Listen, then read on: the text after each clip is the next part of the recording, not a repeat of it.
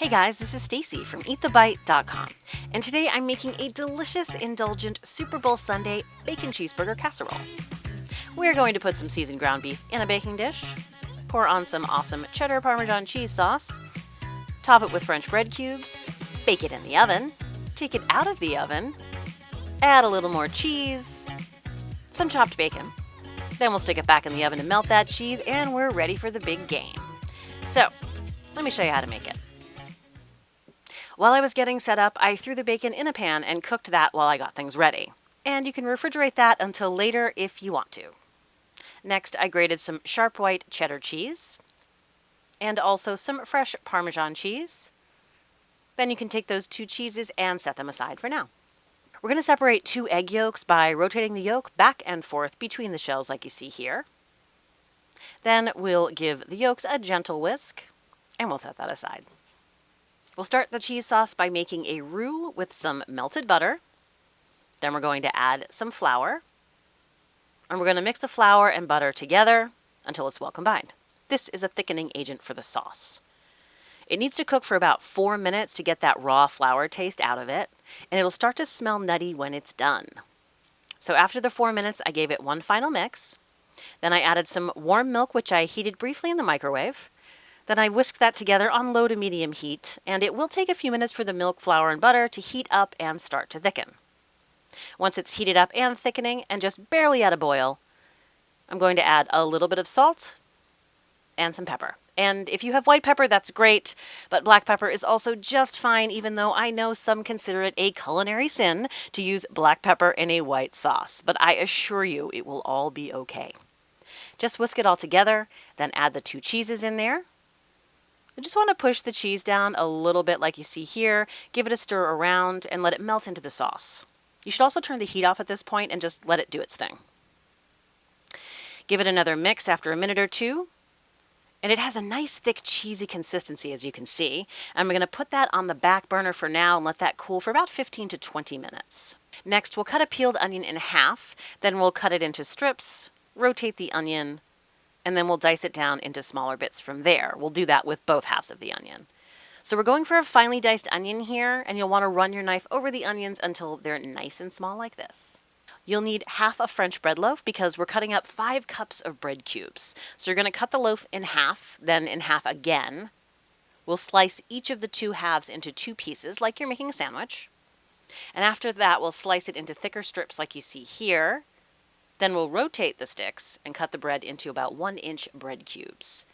Then we're going to set aside all the bread cubes on a plate or a sheet pan for now.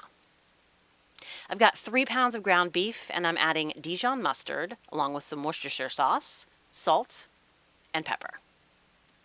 You want to make sure you mix the beef together so all the ingredients are well combined. And it should look about like this when you're done. We'll get 2 pans heating on our stove top, and I'm going to add the onions to one pan with some olive oil. Give them a little mix around. I'll add the ground beef mix to the other pan, and you want to have a good wooden spoon or spatula because you'll need to chop up the beef continually throughout the cooking process. I'm going to put a little bit of salt and pepper on the onions. Continue chopping up the beef a bit more. Give those onions a stir. Then once the beef is almost finished cooking, we do want to drain most of that fat in the pan, and just be careful here because it is very hot. I'll do one final chopping of the ground beef. Then I'm going to transfer those onions over. You want to give it all one good final mix to combine, and then we'll let that cool a couple of minutes while we add our egg yolks to the cheese sauce. Egg yolks are not only a great binder, but they're going to give the cheese sauce an additional richness and creaminess that will put this sauce over the top. Just mix the yolks in until they're well combined like this. And now we're ready to assemble. I've got a 9x13 baking dish that I'm going to put all that delicious ground beef in. Then I'll just spread it out over the bottom and make sure I've got an even layer. Next, we'll pour all that cheese sauce over the top and make sure you scrape it all out of the bottom as well. Then I'm going to smooth that over the top with a spatula. And now comes the fun part. We're going to start placing the bread cubes crust side up on top of the cheese sauce. You don't have to get too fussy here. Just lay the bread cubes across the top. And I think mine were 8 cubes across in the longer rows and 5 bread cubes going down. And once all the bread is on there, we're going to bake this in a preheated oven at 375 degrees for 30 minutes. While the casserole is cooking, we're going to chop that bacon. And we're not going to finely dice this into bacon bits. We just want to chop it into small pieces so we can sprinkle it on top of the casserole. I'll also shred a little bit of orange cheddar cheese to go on top with that bacon.